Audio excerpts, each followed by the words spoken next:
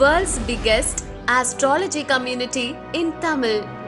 Online Astro TV, வாழ்வின் வெளிச்சம். Online astro டிவியை கண்டு மகிழுங்கள். ஆன்லைன் ஆஸ்ட்ரோ டிவி நேயர்களுக்கு அன்பான வணக்கங்கள். இன்று நம்மளுடைய அரங்கத்திற்கு வருகை தந்திருக்கும் சஷ்டி குழுமத்தின் நிறுவனர் மற்றும் தலைவர் திரு வல்லரசு தினேஷ் ராஜா ஐயா அவர்களை அன்புடன் வரவேற்கிறோம். வணக்கங்க ஐயா. வணக்கம். வணக்கம் சார். ஐயா நிறைய சிறப்பான வகுப்புகள், வித்தியாசமான தலைப்புகள், லாஜிக்கலான வகுப்புகள் எல்லாம் நிறைய எடுத்துகிட்டு இருக்காரு. ஸோ அந்த வகையில் இன்றைக்கி நம்ம பார்த்திங்கன்னா வக்ர கிரகங்கள் தரும் பலன்கள் மற்றும் அதனுடைய தாக்கங்கள், ஸோ அதெல்லாம் எப்படி சரி பண்ணிக்கலாம் அப்படிங்கிறதெல்லாம் பற்றி ஒரு சிறப்பான வகுப்பு எடுக்கிறதா கேள்விப்பட்டோம். ஸோ அதை பற்றி நம்ம சார்கிட்ட விரிவாக கேட்டு தெரிஞ்சுக்கலாம் வாங்க. சார், வக்ர கிரகங்கள் அப்படிங்கிறது முதல்ல எந்த மாதிரி வேலை செய்யும் நம்மளுடைய ஜாதகத்தில், பேசிக்காக அதனுடைய தன்மைகள் பற்றி கொஞ்சம் சொல்லுங்கள் சார். முதல்ல இந்த ஜோதிடத்தில் பார்க்கும்போது நிறைய பேருக்கு இந்த வக்ர கிரகங்களை பற்றி புரிதல் இருந்தாலும் அதை சில பேர் தவறாகவும் புரிஞ்சுருக்காங்க, சில பேர் சரியாகவும் புரிஞ்சுருக்காங்க. அதை டெக்னிக்கலாக நீங்கள் பார்க்கும்போது பார்த்திங்கன்னா, இப்போ நீள்வட்ட பாதையில் கிரகங்கள் எல்லாமே வான்வழி மண்டலத்தில் சுற்றிட்டு இருக்கு. இப்படி சுற்றிட்டு இருக்கிற கிரகங்களில் எந்த கிரகம்லாம் இந்த வக்ரம் அப்படிங்கிற தன்மையை அடைவாங்க அப்படின்னு பார்க்கும்போது, பஞ்சகோள்கள்னு சொல்லக்கூடிய செவ்வாய், புதன், குரு, சுக்கிரன், சனி, இந்த 5 கோள்கள் தான் வக்ர நிலையை அடைவாங்க. இயற்கையாகவே நிழல் கிரகங்கள்னு சொல்லக்கூடிய ராகு, கேதுக்கள் ரிவர்ஸில் சுற்றிட்டு இருக்கக்கூடிய ஒரு அமைப்பு.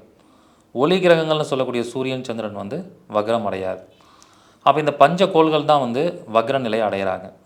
அது என்ன மாதிரி ஒரு ப்ராசஸ் நடக்குதுன்னா, அவங்க சுற்றிட்டு இருக்கும்போது சடனாக ஒரு பிரேக் போடுற மாதிரி அதோட இயக்கத்தில் ஒரு சின்ன தடை, ஒரு தாமதம் அப்படிங்கிறது ஏற்படுது. அந்த கிரகங்கள் பின்னோக்கி நகர்வதை போல ஒரு பிம்பத்தை உருவாக்குது. அதுக்கு பேர் தான் நம்ம வக்ரம் அப்படிங்கிற ஒரு கான்செப்ட் சொல்கிறோம். ஸோ இந்த மாதிரி ஒரு அமைப்பு உருவாகிறதுனால அது ஜாதக ரீதியாக என்ன மாதிரி இம்பேக்டை ஏற்படுத்துதுன்னா, ஒரு ஜாதகத்தில் பார்க்கும் பொழுதே ப்ராக்கெட்டில் வான்னு போட்டிருப்பாங்க, அல்லது ஒரு கிரகத்துக்கு பக்கத்தில் ப்ராக்கெட்டில் ஆறுன்னு போட்டிருப்பாங்க, அது இங்கிலீஷில் ரெட்ரோகிரேடுன்னு சொல்கிறது. அல்லது ஒரு கிரகத்துக்கு பக்கத்தில் சின்ன ஐஃபன் போட்டிருப்பாங்க, அல்லது ஒரு ப்ராக்கெட்டுக்குள்ளே ஒரு கிரகத்தை போட்டிருப்பாங்க. இந்த மாதிரி ஒரு அமைப்பு இருந்தால் அதை நம்ம வக்ர கிரகங்கள் அப்படின்னு நம்ம சொல்கிறோம். இந்த மாதிரி ஒரு அமைப்பு வான்வழி மண்டலத்தில் நடக்குது. அதனோட பிரதிபலிப்பும் அதனுடைய பலன்களும் இங்கே ஜாதக கட்டத்தில் எப்படி செயல்படுது அப்படின்னு நம்ம பார்த்தோம்னா, வக்ர கிரகம் இருந்ததுன்னா பொதுவாக அதோட தன்மை என்ன அப்படின்னா, அது கொடுக்கக்கூடிய செயல்பாடுகளை, அது கொடுக்கக்கூடிய பலன்களை நமக்கு முழுமையாக கொடுக்காம தடையும் தாமதத்தையும் ஏற்படுத்தி கொடுக்கும். இதுதான் வக்ர கிரகத்தோட தன்மை. ஃபார் எக்ஸாம்பிள், குரு அப்படிங்கிறவர் இயற்கையாகவே வருமானத்தை கொடுக்கக்கூடியவர். அப்போ குரு வக்ரம்னா என்ன ஆகும்? வருமானத்தில் தடை ஏற்படுத்தும். சனி அப்படின்னாலே தொழிலை கொடுக்கக்கூடியவர். சனி வக்ரம்னா என்ன ஆகும்? தொழிலில் தடையை ஏற்படுத்தும். சுக்கிரன் அப்படின்னாலே திருமணத்தை கொடுக்கக்கூடியவர். சுக்கிரன் வக்ரம்னா திருமணத்தில் ஒரு தடை ஏற்படுத்தும். இந்த மாதிரி தடையை ஏற்படுத்தக்கூடிய தன்மை இந்த வக்ரத்துக்கு இருக்குது. அதுக்கப்புறம் என்ன மாதிரி தன்மையில் இயங்குவாங்க அப்படின்னா, வக்ரம்னாலே நிலையில்லாமல் பின்னோக்கி நகரும் தன்மையை உண்டாக்கும், திரும்பி நேர்நிலையில் போகும் அப்படிங்கிற ஒரு தன்மை இருக்குது. அப்போ என்ன ஆகுனா, வக்ர கிரகம் ஒரு பிரச்சனையை கொடுக்குற மாதிரி கொடுத்து திரும்பி அந்த பிரச்சனையை சால்வ் பண்ணி ஒழுங்காக போக ஆரம்பிச்சிடும். சில இடங்கள் என்னாகும், நல்லா போகிற மாதிரி நல்ல விஷயத்தை பண்ண வச்சுட்டு திரும்பி அந்த விஷயத்தை பிரச்சனைக்கு உள்ளாக்கிடும். இப்படி இந்த 2 எக்ஸ்ட்ரீமாகவும் அந்த வக்ரம் வேலை செய்யும். அப்போ வக்ர கிரகம் இருந்தாலே கொஞ்சம் கவனமாக பார்த்து பலனெடுக்க வேண்டிய ஒரு சூழ்நிலை ஜாதக கட்டத்தில் இருக்குது. ரொம்ப சிறப்பான விளக்கங்கய்யா. ஸோ இப்போ இந்த வக்ர கிரகங்கள் அப்படிங்கிற பார்த்திங்கன்னா, பெரும்பாலும் ஒரு சில பேருக்கு பார்த்திங்கன்னா ஒரு கிரகங்கள் இருக்கலாம், ஒரு சில பேருக்கு 3 கிரகங்கள் எல்லாம் வக்ரமாயெல்லாம் இருக்கக்கூடிய அமைப்பெல்லாம் இருக்குது. ஸோ எங்களுக்கெல்லாம் ஒரு பயம் என்னென்னா, 3 கிரகம் வக்ரமாக இருக்குது, ஸோ அப்போ என்ன நடக்குமோ ஏது நடக்குமோ அப்படிங்கிற ஒரு அச்சம் நாமக்குள்ளே இருக்குது. ஸோ அப்போ இந்த தனித்தனியாக அது இதனுடைய பலாபலன்கள் எந்த மாதிரி சமயத்தில் கொடுக்கும், எப்படி கொடுக்கும், இதில் இருந்தெல்லாம் நாங்கள் எப்படி எங்களை நாங்கள் தற்காத்து கொள்வது அப்படிங்கிறத கொஞ்சம் விளக்கமாக சொன்னீங்கன்னா பரவாயில்லைங்க. அதாவது உங்களுக்கு எத்தனை கிரகம் வேணாலும் வக்ரம் இருக்கட்டும், வக்ரம் இருக்கிறதுனால ஒரு ஜாதகம் பிரச்சனைன்னு கிடையாது. வக்ரம் இருக்குன்னா அந்த ஜாதகத்தில் அந்த வக்ரம் யோகத்தை செய்ய போதா அல்லது வக்ர கிரகங்கள் பிரச்சனையை கொடுக்கக்கூடியதான்னு நம்ம கண்டுபிடிக்கணும். ஒரு ஜாதகத்தில் ஒவ்வொரு லக்னத்திற்கும் ஒரு கிரகம் சுபராக வருவார், அசுபராக வருவார். அப்போ ஒரு லக்னத்தில் முழுமையாக நன்மை செய்யக்கூடிய சுப கிரகங்கள்னு ஒன்று இருக்கும், சுபர்னு சொல்லுவாங்க. அந்த கிரகம் வக்ரமாகக்கூடாது. அப்புறம் என்னாகும்? அவர் கொடுக்கக்கூடிய நல்லதை தடை பண்ணிடுவார். ஒரு ஜாதகத்தில் பிரச்சனையை கொடுக்கக்கூடிய கெடுதலை கொடுக்கக்கூடிய அசுபர்னு ஒருத்தங்க இருப்பாங்க. அந்த கிரகம் வக்ரம் ஆகிறது நல்லது. ஏன்னா கெடுதலை கொடுக்குறவர் வந்து வீக் ஆகிட்டார்னா என்ன ஆகும்? கெடுதலை பெருசாக செய்ய மாட்டார். இப்படி நாம் அந்த விஷயத்தை எடுக்கணும். எக்ஸாம்பிளாக சொல்ல போனால், இப்போ ஒருத்தங்க வந்து ரிஷப லக்னத்தில் பிறந்திருக்காங்க. ரிஷப லக்னத்துக்கு வருமானத்தையும் பூர்வ புண்ணியஸ்தானமாகவும் வரக்கூடியவர் புதன். அப்போ அந்த புதன் வக்ரமான என்னாகும்? அந்த கொடுக்கக்கூடிய வருமானத்தை ஒழுங்காக கொடுக்க மாட்டார், குலதெய்வ அனுகிரகத்தை ஒழுங்காக கொடுக்க மாட்டார், பல பிரச்சனையை உண்டு பண்ணுவார். இதே அது ரிஷபலக்கணக்காரங்களுக்கு 6ஆம் அதிபதி சுக்கிரன், நோயை கொடுக்குறவர், கடனை கொடுக்குறவர். அந்த சுக்கிரன் வக்ரமாக இருந்தால் என்னாகும்? நோய் கொடுக்கக்கூடிய இடத்த பெருசாக கொடுக்க மாட்டார், கடன் கொடுக்கக்கூடிய விஷயத்தை பெருசாக கொடுக்க மாட்டார். அப்போ அங்கே ஒரு நெகட்டிவை குறைக்கிற தன்மை ஏற்படும். இப்படி ஒவ்வொரு லக்னத்தில் பிறந்தவங்களுக்கும் சுபர் வக்ரம் ஆகக்கூடாது, அசுபர் வக்ரம் ஆகலாம் அப்படிங்கிற ஒரு கண்டிஷன் இருக்குது. இப்படிலாம் நம்ம எடுத்தோம்னா அங்கே என்ன ஆகும்னா அதோட தன்மை வந்து குறையும். அதே மாதிரி நம்ம யோகம் பார்ப்போம், யோகி பார்ப்போம், அவயோகி பார்ப்போம். ஒரு ஜாதகத்தில் அவயோகி வக்ரம் அடைஞ்சிருச்சுன்னா அதோட கெடுதலை குறைவாக செய்யும். இதே யோகி வந்து வக்ரம் அடைஞ்சால் அது கொடுக்கக்கூடிய நன்மையை குறைவாக செய்யும். இப்படி எல்லா விஷயத்துலையும் யார் வக்ரமாகலாம், யார் வக்ரம் ஆகக்கூடாதுன்னு இருக்குது. இதை தெரிஞ்சுக்கிட்டு நம்ம அந்த விஷயத்தை அப்ளை பண்ணால் துல்லியமான பலனை எடுக்க முடியும். ரொம்ப ஒரு சிறப்பான விளக்கங்க. ஏன்னா எடுத்து பார்த்த உடனே நாங்கள் வந்து கொஞ்சம் வக்ரமாயிடுச்சு அப்படிங்கிறத விட, அவரே அவயோகியாக இருந்தால் வக்ரமாச்சுன்னா அவர் அந்த அவயோகத்தை செய்ய மாட்டார் அப்படிங்கும்போது கேட்கும்போது ரொம்ப மகிழ்ச்சியாக இருக்குது. அப்போ வந்து ஒவ்வொரு விஷயத்தையும் ஆழ்ந்து ஆராய்ச்சி பண்ணி பார்க்கணும் அப்படிங்கிற மாதிரி சொல்லியிருக்கீங்க. ரொம்ப சிறப்பான விளக்கங்கய்யா. இதனுடைய பாவ ரீதியாக தாக்கங்கள் நடக்கும்போது பார்த்திங்கன்னா எந்த மாதிரி ஒரு தாக்கத்தை வந்து இது உருவாக்குங்கய்யா வக்ர கிரகங்களுடைய தசாபுத்தி காலங்களில்? இப்போ பொதுவாக வந்து பார்த்திங்கன்னா நான் ஏற்கனவே சொன்ன மாதிரி ஒவ்வொரு லக்னத்திற்கும் ஒரு கிரகம் தசாபுத்தி நடத்துனா அந்த கிரகத்தோட ஆதிபத்திய பாவங்கள்னு இருக்குது. இப்போ விருச்சக லக்னக்காரங்க எடுத்துக்கிட்டிங்கன்னா, விருச்சக லக்னக்காரங்களுக்கு குரு திசை நடக்குது, குரு புத்தி நடக்குதுன்னா, குரு வந்து 2, 5 கூடியவன். அப்போ அவர் வக்ரமாக இருக்கும்போது என்ன ஆகும்னா 2ஆம் பாவம் சார்ந்த பலன்களை அப்படியே தடை பண்ணும், 5ஆம் பாவம் சார்ந்த பலன்களையும் தடை பண்ணும். இப்போ 5ஆம் அதிபதி வக்ரங்கும் போது குரு புத்தி நடக்குது. இப்போ புதுசாக கல்யாணமான தம்பதி இருக்காங்க, அவங்க வந்து குழந்தைக்காக ட்ரை பண்ணுறாங்கன்னா குழந்தை கரு உருவாகி அப்படியே கருக்கலைப்பு ஏற்படக்கூடிய சூழலை ஏற்படுத்திடும். இந்த வக்ரகம் என்ன பண்ணுன்னா நல்ல விஷயத்தை கொடுக்குற மாதிரி கொடுத்து மறுபடியும் ரிவர்ஸ் பண்ணி விட்டுரும். அதுதான் இந்த வக்ரத்தோட தன்மை.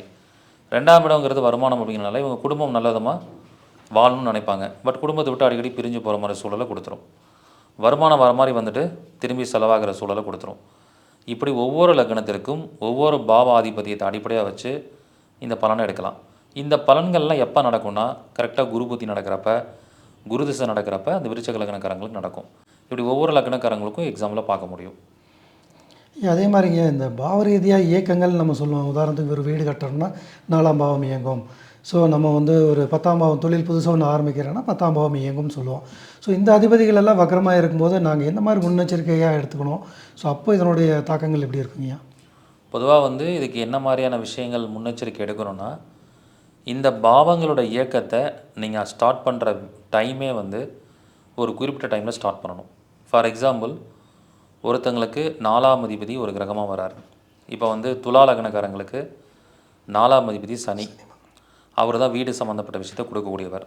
சனி வந்து அவங்களுக்கு வக்ரம் இல்லாமல் நேர்நிலையில் இயங்கக்கூடிய ஒரு கிரகமாக இருக்குது. அப்படின்னா கோச்சாரத்திலையும் அந்த சனி பகவான் வக்ரம் இல்லாத பீரியடில் தான் நீங்கள் வீடு கட்ட ஆரம்பிக்கணும்.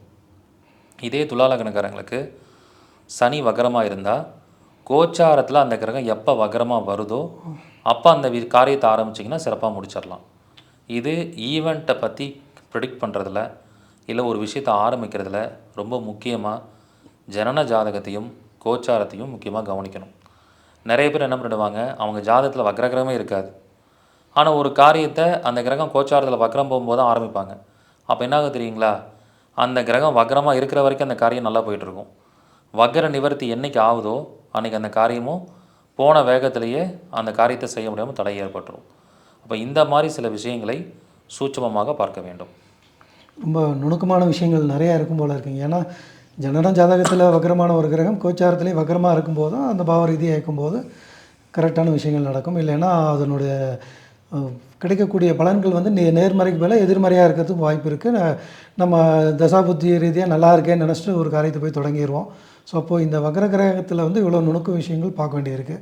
ஸோ இதுக்குண்டான பரிகாரங்கள் எந்த மாதிரி பண்ணணும், ஸோ அதுக்கு தேவையான முன்னெச்சரிக்கை நடவடிக்கை எப்படி எடுக்கணும் அப்படிங்கிறதெல்லாம் இந்த வகுப்பில் வந்து தெளிவாக நீங்கள் சொல்லித்தரதா சொல்லியிருக்கீங்க. இந்த வகுப்பு எப்போ எடுக்க போகிறீங்க? ஸோ இதை பற்றியான ஒரு விரிவான விளக்கத்தை சொன்னீங்கன்னா எங்களுக்கு கொஞ்சம் ரொம்ப இன்ட்ரெஸ்டிங்காக இருக்குங்க. இந்த வக்ர கிரகம் சார்ந்த விஷயத்தை பொறுத்த வரைக்கும் இந்த வகுப்பில் வக்ர கிரகம்னா என்ன, வக்ர கிரகங்கள் என்ன மாதிரி பலன்களை கொடுக்கும், ஒவ்வொரு லக்ன ரீதியாக மேஷ லக்னத்திலிருந்து மீன லக்னம் வரைக்கும் ஒவ்வொரு லக்னக்காரங்களுக்கும் எந்தெந்த கிரகம் வக்ரமானால் எப்படிப்பட்ட பலன்களை கொடுக்கும், தசாபுக்தி காலத்தில் இந்த வக்ர கிரகம் எப்படி பலன் கொடுக்கும், கோச்சாரத்தில் வக்ர கிரகம் எப்படி பலன் கொடுக்கும், வக்ர கிரகங்களுக்கு வந்து பொதுவாக எப்படி பரிகாரம் பண்ணிக்கலாம், அந்த பிரச்சனைகளுக்கு ஏற்ற மாதிரி எப்படி பரிகாரம் பண்ணுறது எல்லாத்தையுமே நான் சொல்லிக் கொடுக்க போகிறேன். அதுக்கு சில கோயில் பரிகாரங்கள் இருக்குது, வாழ்வியல் பரிகாரங்கள் இருக்குது, தாந்திரிக பரிகாரங்கள் இருக்குது, நிறைய பரிகாரங்கள் இருக்குது. எக்ஸாம்பிளாக பார்த்தீங்கன்னா சனி ஒருத்தங்களுக்கு வக்ரமாக இருந்தால் அவங்க ரிவர்ஸில் நடக்கிறதே அதுக்கு பரிகாரம். ஓகே. புதன் வக்ரமாக இருந்தால் அவங்க பேரை ரிவர்ஸில் எழுதுறது ஒரு பரிகாரம். ஏன்னா அது ரிவர்ஸாக இயங்கக்கூடிய ஒரு தன்மை தான். அப்படி ஒவ்வொரு கிரகமும் வக்ரமாக இருந்தால் என்ன பண்ணலாங்கிறது இருக்குது. ஒவ்வொரு பாவத்தின் அதிபதிகளும் வக்ரமாகும்போது அதுக்கு என்ன மாதிரி பரிகாரம் பண்ணலாம். ஃபார் எக்ஸாம்பிள் இப்போ வந்து 4ஆம் அதிபதி ஒருத்தங்களுக்கு வக்ரமாக இருந்தால் அவங்க வண்டியை வந்து ஒரு குறிப்பிட்ட காலம், குறிப்பிட்ட நேரத்தில், குறிப்பிட்ட நட்சத்திரத்தில் ரிவர்ஸாக இயக்கணும். ஒரு காரை வந்து ரிவர்ஸாக இயக்கிட்டே இருக்குது. இப்போ ஒரு கிரவுண்டுக்கு போயிட்டு ரிவர்ஸ் கீரை போட்டு ஒரு கொஞ்சம் தூரம் ரிவர்ஸில் ஓட்டிகிட்டு வந்தால் அந்த வக்ர கிரகத்தோடைய தாக்கம் குறைஞ்சிரும். இப்படி நிறைய சூட்சும பரிகாரம் இருக்குது. கோயில் பரிகாரம் அப்படின்னு எடுத்துக்கும் போது இப்போ வந்து திசை மாறிய தெய்வங்கள்னு சொல்லுவாங்க. சில தெய்வங்கள்லாம் பார்த்திங்கன்னா கிழக்கில் இருக்க வேண்டிய தெய்வம் மேற்கு பார்த்து இருக்கும், வடக்கு பார்த்து இருக்க வேண்டிய தெய்வம் தெற்கு பார்த்து இருக்கும். இந்த மாதிரி வக்ர கிரகம் இருக்கும்போது திசை மாறிய தெய்வங்கள் உள்ள கோயிலுக்கு போகிறது சிறப்பு. அதே மாதிரி வக்ர காளியம்மன் அப்படின்னு சொல்லிட்டு திருவக்கரையில் இருக்குது. அப்போ உங்களுக்கு வக்ர கிரகம் என்னவோ அந்த கிரகத்தோட கிழமையில் அந்த வக்ர காளியம்மனை போய் வழிபாடு பண்ணுறதும் அதோட தாக்கத்தை குறைக்கும். இப்படி நிறைய ப்ரொசீஜர்ஸ் இருக்குது. அந்த பரிகாரங்கள் எல்லாத்தையும் நான் முழுமையாக உங்களுக்கு அந்த வகுப்பில் சொல்லிக் கொடுக்க போகிறேன். அந்த அருமையான வாய்ப்பை பயன்படுத்திக்கோங்க. இந்த வகுப்பு வந்து ஒரு ஆராய்ச்சி வகுப்பாக நடக்கும். நிறைய மாணவர்கள் வகுப்பில் படிக்கும்போது ரேண்டமாக அந்த ஜாதகத்தை போட்டு வக்ர கிரகம் இருக்கிறவங்களுக்கு எப்படிலாம் லைஃப்பில் நன்மைகள் நடந்துச்சு, தீமைகள் நடந்துச்சுன்னு ஆராய்ச்சி பண்ணுற நோக்கத்தில் இந்த வகுப்பை வந்து நடத்த போகிறோம். இதை VDR ஜாதக ஆராய்ச்சி வகுப்பு 43வது வகுப்பு. இது ஆக்சுவலாக இந்த மாதம் நடத்தக்கூடிய வகுப்பு. இந்த வகுப்பை வந்து பார்த்திங்கன்னா எப்பயுமே 3வது சனிக்கிழமை நடக்கும். இந்த மாதம் 21/3/2026 3வது சனிக்கிழமை அன்னைக்கு இந்த வகுப்பு நடைபெற போகுது. காலையில் 10 மணிலேருந்து மதியம் 1 மணி வரைக்கும் நடைபெறும். விருப்பம் இருக்கிறவங்க, வாய்ப்பு இருக்கிறவங்க கலந்து கொண்டு பயன்பெறலாம். இதற்கான கட்டணம் வந்து ஜஸ்ட் ஒரு 500 ருபீஸ் தான். ஸோ எல்லோரும் கலந்து கொள்கிற வகையில் இந்த கட்டணம் வச்சுருக்கோம். விருப்பம் இருக்கிறவங்க கீழே இருக்கிற நம்பருக்கு காண்டாக்ட் பண்ணி முன்பதிவு பண்ணிக்கோங்க. ரொம்ப ஒரு சிறப்பான விளக்கங்க. வக்ர கிரகங்கள் பற்றி வந்து ரொம்ப ஆராய்ச்சியாக வந்து நிறையா துல்லியமாக அதை வந்து வாழ்வியல் முறைகள் எப்படி சரி பண்ணிக்கலாம், தாந்திரிக முறைகள், கோயில் பரிகாரங்கள் அப்படின்னு நிறைய விஷயங்கள் ஒரு குறைந்த கட்டணத்தில் கொடுக்குறதா சொல்லியிருக்கீங்க. இந்த அரிய வாய்ப்பை நாங்கள்லாம் ரொம்ப பயன்படுத்திக்கிறோம். இந்த ஒரு அரிய வாய்ப்பை தந்ததுக்காக பிரபஞ்சத்திற்கும் உங்களுக்கும் மிக்க நன்றி. வணக்கங்க. நன்றிங்கய்யா. வாழ்க வளமுடன்.